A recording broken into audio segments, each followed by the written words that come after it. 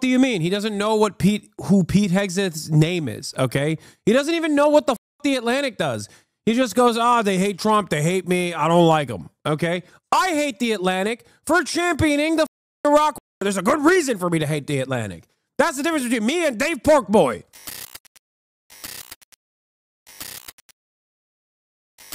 Before we do that, here is, where's Dave Portnoy? Is a question I have to ask perhaps too many times in this administration.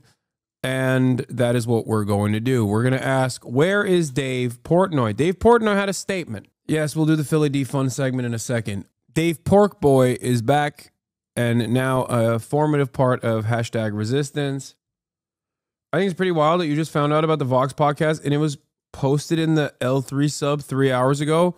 Your biggest fans. I like that. That's nice. That's nice that the H3 podcast community is aware of what latest media hits I have before I'm even aware of it. I do too much of it to remember and keep track of it all. And I don't even know if I actually spoke to Vox or if they just like kind of did coverage on me in general. But that's cool. I'm glad that, you know, Ethan's fans are preoccupied with important shit like that. All right, let's listen to Dave Porkboy now. Incoming political rant. If you don't like political rants, keep it moving. I don't blame you. This Houthis signal group chat, the Atlantic controversy. I'll try to catch you up real quick. So basically the U.S. launched an attack on the Houthis a couple days ago, terrorist group, successful attack, killed a bunch of them, very successful by all nature, opened up like the passageway for ships and cargo ships. No. Like, I hate that this is the commentary now, and it's not very different than what the administration is saying. Like, I can't even get mad at Dave Porkboy for this, because this is unironically what the largest political commentator on this platform is saying as well, with the same lack of knowledge and information, and perhaps worse, with the lack of curiosity, lack of interest in exercising critical thinking. They just go, yeah, it's fucking awesome. It's totally open now. You know, it's totally open. Have we checked? No. Has commercial shipping lanes been restored? Are ships actually going through the Red Sea? No. But it doesn't matter. No one cares. It's just like a funnel of increasingly stupider people repeating what they kind of heard and just made up as the lies basically devolve and become stupider and stupider. Like, no interest whatsoever. The question I have is this. What happens when another ship gets overtaken, or what happens when most commercial shipping companies still continue not to use the Red Sea because of genuine attacks? Like, what then? Like, months of bombing, just like Operation Prosperity Guardian, you know, the failure of the Brandon administration, right? What happens then? Like, where do we go from here? Does anybody ever call into question that perhaps they were misled? Does anyone ever care about the truth at all? That were being terrorized, so successful attack. Well, comes out after the fact that Jeffrey Goldberg, who's the editor of The Atlantic. The Atlantic is a magazine that basically hates Trump, hates the left, hates people like me. Think Business Insider, think New York Times, think New York Magazine, all the heavy left-leaning media organizations. The Atlantic is one of them. He said hates the left, which is true. The Atlantic does hate the left. Hate them. Trump hates them. They hate me. So the editor, Jeffrey Goldberg, comes out after. He's like, hey, morons, you guys included me on a Signal group chat with sensitive classified information discussing the Houthis attack before it happened. Pete Hegseth's immediate reaction is like, no, that never happened. We didn't leak any classified information. No classified information in there. And Jeffrey Goldberg released all the text in the Signal group chat. And guess what? It's super sensitive. It's super classified. It's surreal that these guys added Jeffrey Goldberg to this group chat. I mean, they were talking about the attack, leading up to the attack. all the way to a couple hours when they're going to do it, the time, the weather, you name it. And if this information somehow got out to the Houthis, and I assume in situations like this, things move at the speed of light, lots of American soldiers could have died, lives in jeopardy. So to me, how? A major How is that possible? glitch in intelligence and just a huge mistake. It looked like Michael Waltz, the national security advisor to the president, added Jeffrey Goldberg to the group chat by accident, and J.D. Vance's, and it looks like he added him by accident. And listen, we've all texted the wrong person. We've all emailed the wrong person. We've all had somebody who shouldn't be in a group chat in our lives. We are not the Secretary of Defense. We're not the National Security Advisor. We are not the Vice President of the United States. So it's so funny because like this statement is basically what mainstream media is saying as well, for the most part. So when it comes from Dave Porkboy, who is a Trump dick rider, everyone goes, man, he's so brilliant and so open-minded on this stuff. It's crazy. And it's like, dude, you should be ashamed if you are a decorated journalist at like CBS and your attitude is identical to Dave Porkboy, where you're just like, this operation was very successful, but everybody's asking like how we arrived at this failure. If that's the beginning and end of your conversation and there's no daylight between you and Dave Porkboy in your f***ing analysis, you should just quit your job and start eating pizza instead, okay? Start doing pizza reviews. Let him be the guy. At least he's more entertaining. You know? He's more entertaining than the people over at regular liberal news outlets. Yeah, I know. We already went through this entire article earlier. Yeah, mistakes happen. This one can't. Here's my biggest issue with this. And this is in politics in general. The reaction of like Pete Hegseth and President Trump has been to kind of poo-poo it. Be like, there was no classified information in there. Trump's like, you know, how did Jeffrey Goldberg get in there? Like, did he hack it? Did he get in there? He didn't stay very long. The Atlantic is a horrible organization and a terrible magazine, which they are, and I hate them. And by the way, if Jeffrey Goldberg, he didn't hack it, he got added, but if he did hack it, that's almost more dangerous than somebody like Jeffrey Goldberg. If he can hack the most sensitive group chats, what are our enemies doing? Trump, I get being loyal to your people. I don't like firing people on innocent mistakes that they make, but this, and I've seen a lot of people be like, oh, you're mad about this, but we had a president like Biden with dementia who had the nuclear codes. Yeah, that's exactly it. That's exactly it. That wasn't right then, and this isn't right now. In this new administration, you want to take accountability. Trump, you may love Michael Waltz. You love Pete Hegseth. You may love these guys. You keep saying Pete Hegseth. I love that. I also additionally love how much motion Dave Porkboy has because once again, society has completely collapsed. There's no more need for like professionalism or people who know what they're talking about. And a guy that keeps saying Pete Hegseth has like more motion in this admin than anyone else.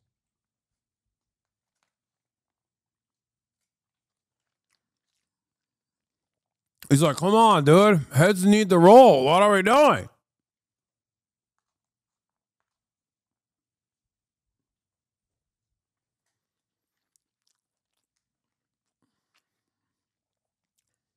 And it's funny to think that, like, heads might unironically roll as a consequence of that.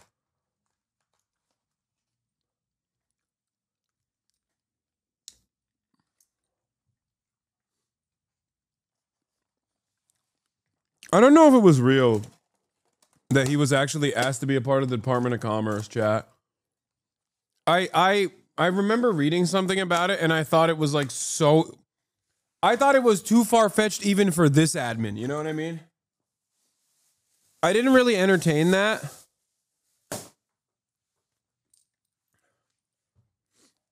I don't want to... Like, I never even... I didn't want to entertain it, and I didn't want to seek out the truth. Because it's one of those pieces of information where it's like, it's better that I don't know that it's real because I don't want to lose my mind further. Do you see what I'm saying? Like, it's one of those things where if I understand, if I recognize the truth, like if there's even a shred of possibility that like it might be real, that the Trump administration actually was like, oh, Dave Porkboy, like you're brilliant. We need you at the Chamber of Commerce or something. Like, even if there's like 10% likelihood that it's real, I would perish. So I don't want to, I don't want to think about that. And that's why I never actually investigated it any further. You come across as an annoying liberal for criticizing his pronunciation of Hegseth instead of his analysis. His analysis is dumb. And I'm actually more interested in criticizing dumbass liberal media outlets who have the same exact take as Dave Porkboy. The fuck do you mean? He doesn't know who Pete Hegseth's name is, okay? He doesn't even know what the fuck The Atlantic does. He just goes, they hate Trump, they hate me, I don't like them, okay? I hate The Atlantic for championing the fucking Iraq war. There's a good reason for me to hate The Atlantic. That's the difference between me and Dave Porkboy. I hate Goldberg for being an Israeli occupying force concentration camp guard during the first fucking intifada. There's a good reason. I hate him for championing Mohammed bin Salman and coining the term the charm offensive and sucking him off when he came to the United States of America.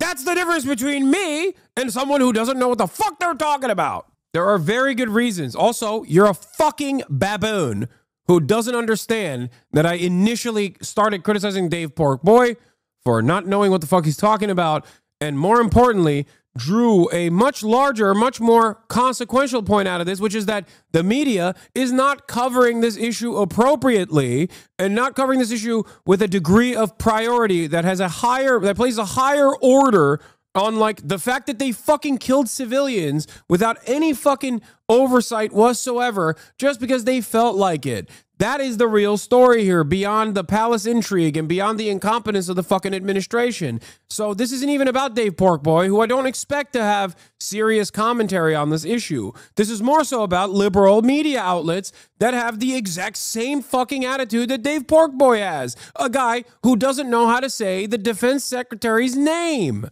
Now explain to me how you arrived 17 zip codes away from the fucking point that I was making. The thing is, though, that Dave Portnoy, as ridiculous about the sound, comes across more relatable to normies than you. 100%. I know that. Are you kidding me? You think I don't know that? I do. I do know that. I know. What difference does it make in this process? But he has to go down. To me, it's Michael Waltz. Depends on how you define a normie. No. Dave Portnoy is infinitely more relatable to the average person just by virtue of, like, being a guy who loves pizza and sports, okay? You're insane. Don't even try to provide a counter to that, okay? Dave Portnoy is infinitely more relatable to the average American than someone like myself. Are you kidding me? I'm not even fucking relatable to, like, well-educated Americans who have been educated into believing that America is the police force and sometimes does a little bit of evil, but, their heart is always in the right place. Like, think about the resistance I get from like even well-educated liberals who are supposed to be aligned with me on values and principles, and then they despise me more so than even guys like Dave Portnoy. I could get along with Dave Portnoy better than half of the fucking liberals that yell at me all the goddamn time. But once again, I'm not even upset at Dave Porkboy as much as I'm upset at mainstream outlets that have Dave Porkboy's analysis on this issue. He's the one who added him to this conversation. But you can't have the top of the top security people in the United States with the most sensitive information in the world adding random editors of a magazine that hates Trump's guts to a group chat talking about an attack before it happens on a terrorist group. You can't poo-poo it. You can't downplay it. You have to sit up there and be like, holy shit. This is a fuck up of epic proportions. There will be accountability. Have you ever spoken to Arian Foster? Yes. I've been on PFD's pod. And also I was just texting PFD this morning. I will get to the bottom of this. And frankly, I think I don't like calling for people's heads. Michael Waltz, it seems like you're the guy who... I'm semi-liberal and I don't despise you, lol. I watch you almost daily. If you're semi-liberal in the sense that you're like more leaning Republican, it's understandable that you don't despise me. if you are semi-liberal in the sense that you're like left but center left adjacent, then you're probably in the I despise Hasan category firmly. In my experience, the people that hate me the most are fucking neo-Nazis. And then after the neo-Nazis, if there was a ranking of order, like who hates me the most, after neo-Nazis, I would place like online libtards in the second, in the second category of like people who have the most smoke for me. Like people who love NATO, people who are diehard loyal fans of third way neoliberalism, people like that, like lib fanatics.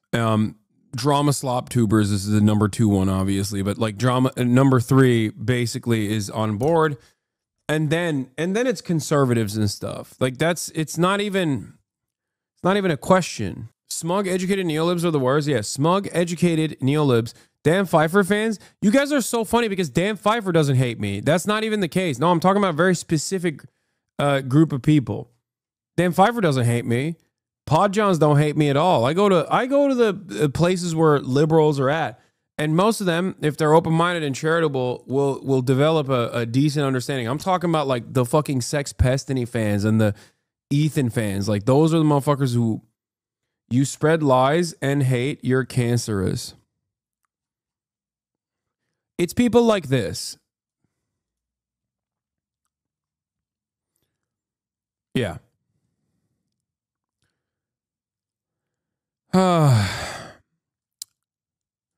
You must have been a loser in high school, right? Bro, go get some pussy. How about some actually good non-biased journalism, you fucking monkey?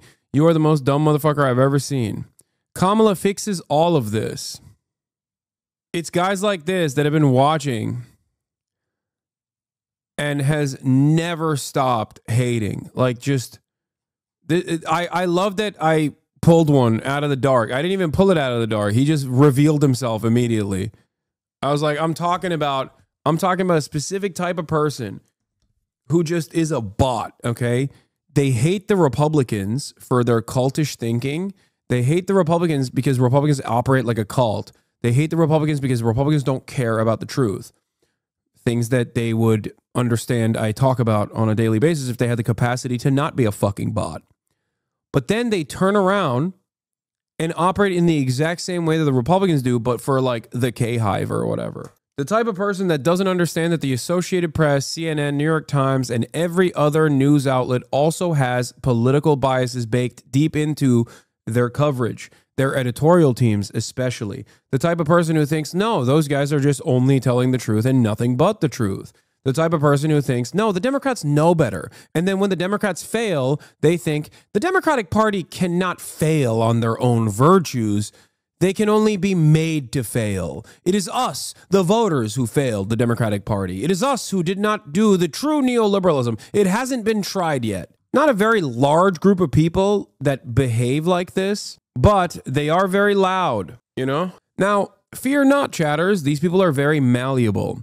If the Democratic Party tomorrow turned into a Maoist third worldist party in its tendency, these people would be the loudest champions of the Cultural Revolution. They would be flogging and exposing counter-revolutionary behavior. These people are bots in the same way.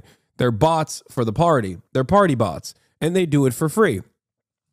The very same people that were Biden dead enders. Okay? So I don't have an issue with guys like this because ultimately they just yell at the wind, but when push comes to shove, and